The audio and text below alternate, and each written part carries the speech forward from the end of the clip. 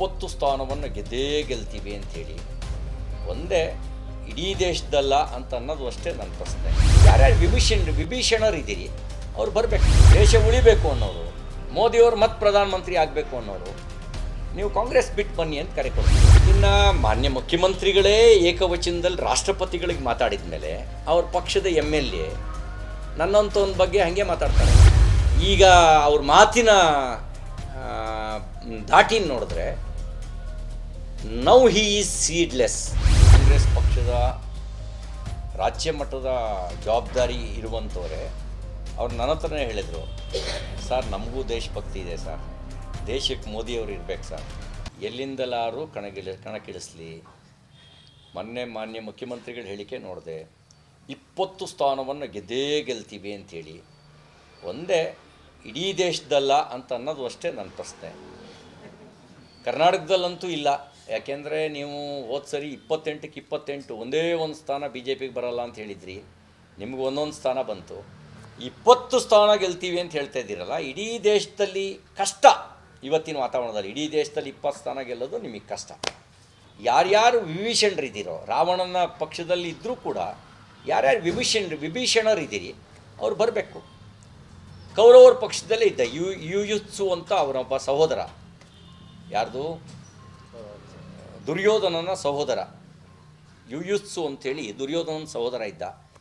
ಅವನು ಕುರುಕ್ಷೇತ್ರ ಯುದ್ಧ ಆಗೋ ಸಮಯದಲ್ಲಿ ಕರೆ ಕೊಡ್ತಾರೆ, ಧರ್ಮಕ್ಕೆ ಜಯವಾಗಲಿ ಅನ್ನುವಂಥ ಮನಸ್ಥಿತಿ ಇರ್ತಕ್ಕಂಥವ್ರು ಅನ್ಯಾಯದ ವಿರುದ್ಧ ಹೋರಾಟ ಮಾಡಬೇಕು ಅನ್ನೋಂಥವ್ರಲ್ಲ ಬನ್ನಿ ಅಂಥೇಳಿ.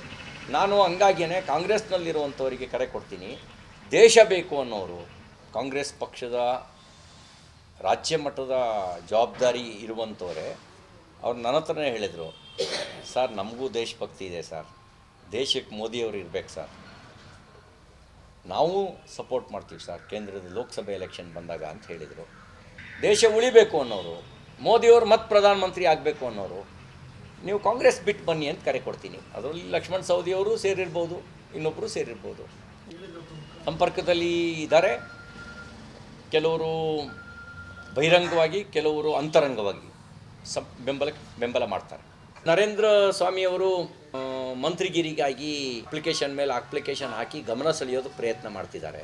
ಇನ್ನು ಮಾನ್ಯ ಮುಖ್ಯಮಂತ್ರಿಗಳೇ ಏಕವಚನದಲ್ಲಿ ರಾಷ್ಟ್ರಪತಿಗಳಿಗೆ ಮಾತಾಡಿದ ಮೇಲೆ ಅವ್ರ ಪಕ್ಷದ MLA ನನ್ನಂಥವನ ಬಗ್ಗೆ ಹಾಗೆ ಮಾತಾಡ್ತಾರೆ.